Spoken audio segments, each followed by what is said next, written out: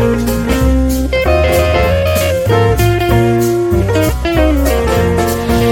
everybody. Welcome to the another video. You're watching and listening to your host, Ms. Samaira Jyoti on Speak Up Hesitations. आज फिर से हम एक और important मुद्दे को उठाएंगे और उस पर अपने पॉइंट ऑफ व्यूज या डिस्कशन व्यक्त करेंगे। स्कूल के टाइम पे आई एम श्योर एक भी बच्चा ऐसा नहीं होगा जिन्होंने कॉलेज के बारे में बात नहीं की होगी। स्पेशली कॉलेज में रैगिंग होती है तो सभी ने बात की है, डिस्कस की है। एक कॉर्नर में बैठ के जब 11th 12th के बच्चे बात करते हैं ना, एंड व्हेन टीचर्स, हमारे पास कुछ ऐसे सेमिनार्स या लेक्चर्स होते थे जहाँ पे ना करियर एडवाइजेस वगैरह दी जाती थी, तो वहाँ पे भी पीपल एक्चुअली टॉक अबाउट कि कॉलेज ऐसा होता है, वैसा होता है, ये करना पड़ेगा, वो करना पड़ेगा। तो रैगिंग एक बहुत इंपॉर्टेंट डिस्कशन है उस ग्रुप का। अब हम रैगिंग के बारे में की बात कर लेते हैं। हम कॉलेज और रैगिंग को 3 पार्ट में डिवाइड कर लेते हैं। पहले वो लोग आते हैं जिन्होंने रैगिंग सिर्फ सुनी है, फेस नहीं की है। फिर वो लोग आते हैं जिन्होंने रैगिंग सुनी है और उन्होंने रैगिंग फेस भी की है, लेकिन उन्होंने रैगिंग को एक इंजॉयमेंट की तरह लिया है। हो सकता है कि वहाँ पे टास्क या फिर एक्टिविटी फन थी होंगी, तो दे हैव एंजॉयड पूरा रैगिंग का जो भी उनका कल्चर है, कॉलेज का प्रोसेस है, राइट। फिर वो लोग आते हैं जिन्होंने रैगिंग फेस की है लेकिन उन्हें रैगिंग का हिस्सा कभी बनना ही नहीं था। हो सकता है उनके साथ बदतमीजी की गई हो या फिर फ्रेशर्स की फीलिंग्स को ध्यान में नहीं रखा गया हो। मेरा एनालिसिस ये कहता है कि रैगिंग एक ऐसा सिनेरियो है जहां पर आपके साथ अब्यूज किया जा सकता है, आपको ह्यूमिलेट किया जा सकता है, आपको हरास किया जा सकता है।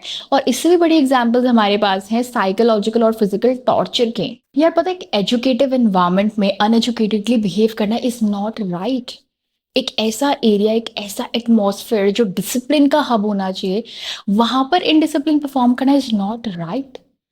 पता है, 12th से पास आउट होकर जितने भी बच्चे जाते हैं ना कॉलेज, उनके दिमाग में उनका प्रॉपर एक माइंडसेट बना हुआ है कि कॉलेज जा रहे हैं फिर तो रैगिंग फेस करनी ही पड़ेगी।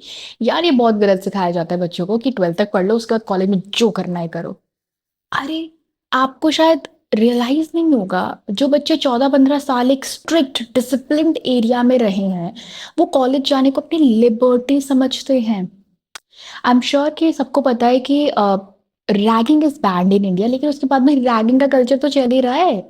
हाँ मतलब ऐसे बहुत इनह्यूमन केसेस नहीं आए होंगे, एक्चुअली बेसिकली बहुत ज़्यादा इनह्यूमन केसेस की वजह से रैगिंग इज बैंड। लेकिन हो सकता है कि अभी इतने इनह्यूमन केसेस ना हो, लेकिन फिर भी हल्का फुल्का अंदर ही अंदर चल रहा है। पता है, मुझे ना सच्ची में फील होता है कि जो सीनियर्स होते हैं ना, चाहे कितना भी रिलैक्स इन्वायरमेंट हो, उसके बाद भी दे हैव दिस एटीट्यूड कि अरे मतलब फ्रेशर्स है, जूनियर्स है, ऐसे तो नहीं जाने देंगे, मतलब कुछ तो करवाएंगे। और वैसे मैं पर्सनली इंटरेक्शन सेशन के पक्ष में हूँ। हाँ, अगर आपको एक इंटरेक्शन सेशन रखना है, आपको एक इंट्रोडक्टरी सेशन रखना है, या फिर आपको एक कम्युनिकेशन सेशन रखना है, तो इससे बेटर क्या हो सकता है।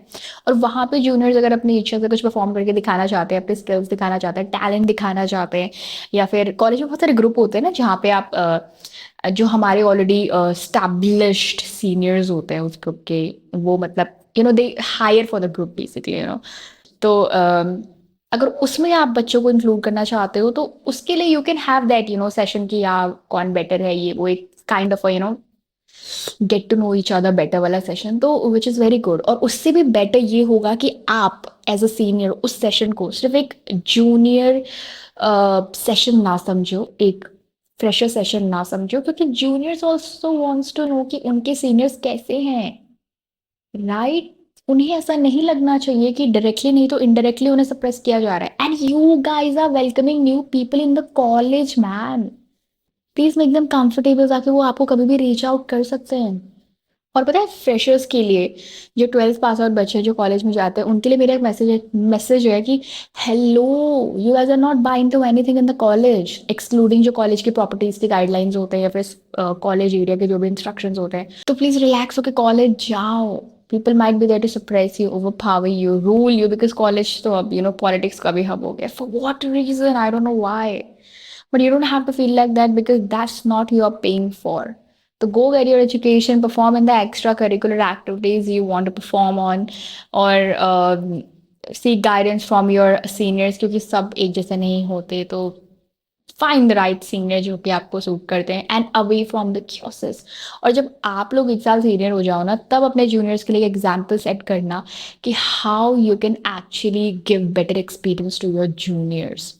क्योंकि एक्चुअली जो 12th पास आउट बच्चे जो फ्रेश फ्रेश कॉलेज जाते हैं ना, उनके मन में बहुत सारे क्वेश्चंस होते हैं, ठीक है। और क्योंकि उनके आसपास भी जो बड़े बच्चे होते हैं वो कॉलेज के बारे में उन्हें बताते रहते हैं कि ऐसा होता है वैसा होता है, तो उनके दिमाग में वही छपा हुआ है, बैठा हुआ है, छपा हुआ है बेसिकली।